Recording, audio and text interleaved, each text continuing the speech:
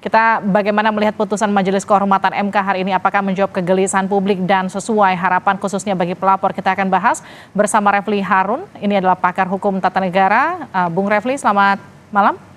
Selamat malam. Kita juga akan sapa Marwarar Sihaan, Hakim Konstitusi 2003-2008. Pak Marwarar, selamat malam.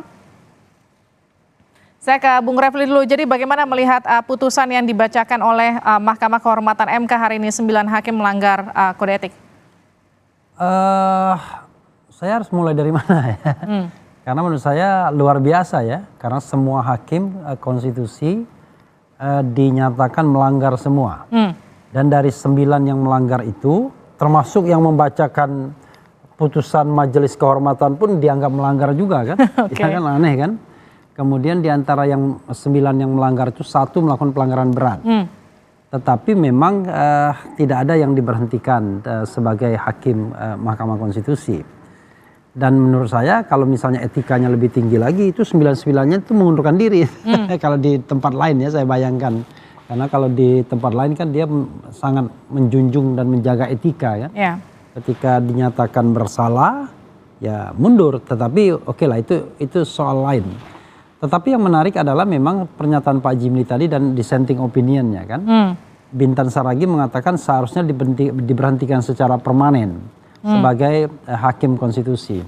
Tetapi rupanya ada ranjau yang sudah mereka buat, yaitu kalau pemberhentiannya sebagai hakim konstitusi ada banding, yaitu Majelis Kehormatan Banding. Artinya itu bisa dianulir dan kita tahu bahwa yang membuat Majelis Kehormatan kan Mahkamah Konstitusi juga. Jadi menurut saya ini ada beberapa kelemahan-kelemahan yang barangkali patut kita catat. Tapi mengenai sanksi ya yang terkait dengan Anwar Usman ini saya sudah perkirakan. Cuma saya memperkirakannya dia diberhentikan secara permanen. Karena kenapa? Karena dia memiliki yang namanya conflict of interest permanen saya katakan dalam berbagai kesempatan. Dan ternyata cara berpikir demikian diakomodir kan oleh hakim Mahkamah Majelis Kehormatan. Dia menghukum tidak hanya mendemosi sebagai ketua menjadi hakim biasa saja, tapi dilarang untuk terlibat, ya kan, di dalam sengketa pemilu pilkada yang melibatkan ada garis kepentingan keluarga misalnya. Nah, tetapi aneh kan, maksud saya kok tanggung sekali. Hanya sekali lagi memang kalau diberhentikan maka kemudian harus ada Majelis Kehormatan Pembanding. Nah, itulah sebabnya tadi kan Majelis Kehormatan mengatakan ya mbok ya jangan jeruk makan jeruk begitu. Bikin aturan tuh ya jangan yang menguntungkan dirinya sendiri. Kalau memang mau diatur, aturlah dalam undang-undang. Atau tidak ada yang namanya Majelis Pembanding itu. Itu satu hal. Nah, yang lain yang barangkali mengecewakan publik yang ingin melihat putusan Mahkamah Kehormatan lebih progresif, yaitu mereka menolak untuk mengaitkan putusan ini dengan kemungkinan untuk memeriksa ulang hasil putusan yang kemarin. Ya, putusan itu atau kasus itu.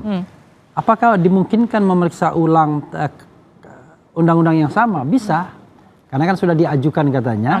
Jadi undang-undang itu bisa diajukan kembali untuk direview, diperiksa oleh 8 hakim konstitusi yang ada, karena 1 kan tidak boleh karena ada konflik of interest kan. Tetapi masalahnya adalah itu hanya berlaku untuk ke depan. Jadi sebenarnya nggak berlaku untuk Gibran. Jadi kalau menurut Anda apa yang kemudian diputuskan dari persidangan tadi itu hanya sekedar pemanis saja karena nggak ada efeknya apa-apa? Iya, nggak ada efeknya apa-apa. Termasuk juga penentuan tanggal 7 itu, tanggal 7 November hari ini nggak ada efeknya. Jadi kalau misalnya nanti mereka menyidangkan kembali pasal yang sama, pasal 169 ya kalau tidak salah, maka bisa jadi keputusannya mengabulkan. Tapi mengabulkan cara membacanya beda lagi, yaitu hanya gubernur misalnya, atau tafsir yang tadinya sudah diletakkan MK dibuang. Jadi balik lagi 40 tahun saja, tidak 40 tahun atau ini. Nah, tapi dari sisi ilmu pengetahuan atau dari sisi praktik di Mahkamah Konstitusi ini hal yang menarik, karena ini baru. Jadi sebuah putusan MK itu paling tidak secara implisit dikatakan tadi bisa ditinjau ulang, tetapi oleh hakim konstitusi itu sendiri. Artinya kita ajukan lagi saja kasus yang sama. Tetapi undang-undang yang dijadikan objek judicial review-nya adalah undang-undang yang sudah ditafsirkan oleh MK. Oke. Jadi kalau kita membaca pasal 169 kalau tidak salah, maka undang-undangnya yang berbunyi kan bahwa syarat presiden itu 40 tahun, ya, dan atau sudah atau sedang menjabat pada jabatan yang dipilih melalui pemilihan umum termasuk pilkada.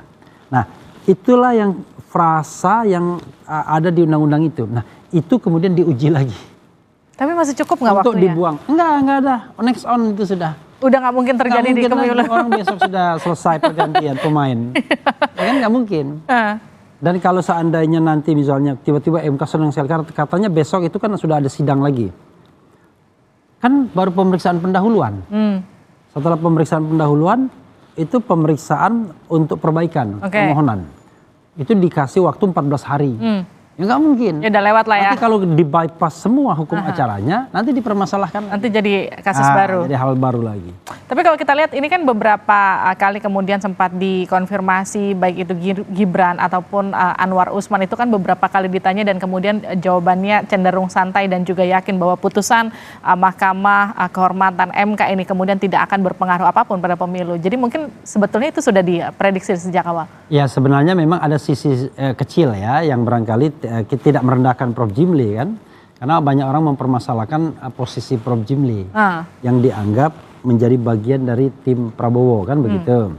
Lalu putranya sendiri menjadi calon anggota legislatif dari Gerindra. Tapi menurut saya itu bisa juga berpengaruh ketika mengambil kesimpulan akhir.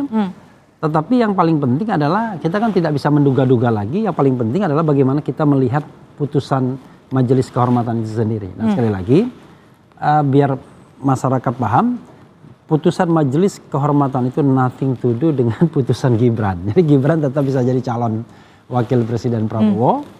Kemudian kalaupun ada pengujian undang-undang itu lagi, tidak mungkin akan membatalkan Gibran. Karena itu sudah next on berlaku ke depan 2029. Hakim konstitusi semuanya dianggap melanggar kode etik. Dan kalau di luar negeri biasanya walaupun ringan atau apa berhenti mereka, apalagi sudah ada yang 3 kali kan. Tapi kan kali ini cuma sanksi lisan aja kan, teguran lisan. Sanksi ringan. Iya, sanksi ada teguran lisan, ada yang tertulis. Pak Arief tertulis karena sudah 3 kali hat-trick dia. Kalau hat-trick kan harusnya berhenti kan, tetapi rupanya kode etik itu sudah diubah tadi dikatakan kan. Jadi menurut saya memang sense of etik kita itu memang nggak tinggi. Kan harusnya kalau sudah persalahkan melanggar kode etik walaupun seringan-ringannya karena ini levelnya negarawan, levelnya yang mulia, harusnya ada rasa tidak enak kan, rasa malu, rasa tidak pantas dan lain sebagainya. Tapi untuk sementara di negeri ini belum ada. Gini, kan ketika kemudian sudah dicopot Pak Anwar dari posisi ketua, tapi kemudian kan beliau masih aktif sebagai hakim Mahkamah Konstitusi ya, betul ya? Ini kalau menurut Anda sanksinya sudah cukup pantas seperti itu atau seperti apa? Kalau saya sih harusnya diberhentikan. Harusnya diberhentikan aja sekalian? Karena sama saja kita menggaji orang yang bakal ada nganggurnya. Kan misalnya ada, misalnya gini, judicial review. Itu dia boleh nggak ikut memeriksa? Karena judicial review kan ada kepentingan presiden juga. Misalnya omnibus law, presidential threshold. Lalu yang dikatakan tadi ya cuma pilek, pilpres sama pilkada saja misalnya. Padahal judicial review itu juga kepentingan presidennya ada. Walaupun kita tahu ini kan masa jabatan presiden tinggal 1 tahun, bukan 1 tahunnya. Tapi kita bicara hal yang seharusnya. Cuma saya juga paham cara berpikir Prof. Jimli tadi. Karena kalau diberikan sanksi pemberhentian, ada majelis pembandingnya tadi. Yang harus dibentuk lagi. Ya, sama cerita tentang Setia Novanto. Pendukung Setia Novanto mengatakan ini adalah pelanggaran berat. Karena kalau pelanggaran berat harus dibawa ke rapat paripurna. Karena sanksinya pemberhentian sebagai anggota dewan. Tapi pendukung Setia Novanto mengatakan ini adalah pelanggaran berat, sementara yang kontra sama dia mengatakan pelanggaran sedang. Aneh kan? Yang kontra bilang pelanggaran sedang, pendukungnya pelanggaran berat. Karena waktu itu kalau pelanggaran sedang cukup di badan kehormatan dan diberhentikan sebagai ketua. Tapi tidak diberhentikan sebagai anggota DPR. Itu yang terjadi. Dan jangan lupa Setia Novanto kemudian bisa balik lagi kan sebagai ketua DPR, walaupun kemudian akhirnya berhenti karena ada kasus korupsi. Oke, tapi kalau gini, ini kan kemudian jadi satu presiden yang unik bagi Indonesia. Bagaimana bisa? Sangat unik. Ya, bagaimana bisa? Sangat unik ini. Bagaimana bisa 9 hakim, katakanlah 9 hakim MK yang kemudian dianggap sebagai hakim agung, 4-empatnya disangsi bersamaan dan terbukti dalam satu waktu begitu. 9. Kan 9-nya kan? Ya, 9-9 ya? Iya, 9-9-nya dikatakan melanggar kode etik. Salah satu sebenarnya kode etiknya berat juga loh. Mereka membiarkan yang namanya budaya konflik of interest, budaya benturan kepentingan. Sebagai contoh misalnya menyidangkan masa jabatan hakim konstitusi. Kan jabatan itu kan menguntungkan mereka dari 5 tahun menjadi 15 tahun. Lalu mereka benarkan menyidangkan soal jabatan ketua dan wakil ketua Mahkamah Konstitusi. Nah, menurut saya kalau sudah melihat itu, mereka ini kan tidak trusted sesungguhnya, sudah nggak bisa dipercaya. Belum lagi kalau kita lihat kaitan-kaitan mereka ini dengan pihak-pihak lain. Saya kira bukan hanya ketua yang membiarkan dirinya bisa diintervensi, tapi hakim lain juga iya. Artinya kalau menurut Anda justru hukuman itu, sanksi itu tidak hanya seharusnya berat kepada ketua MK saja, tapi justru 9-9-nya juga harus kena. Nanti kita jawab di Breaking News usai jeda, tetap bersama kami di Breaking News Kompas TV.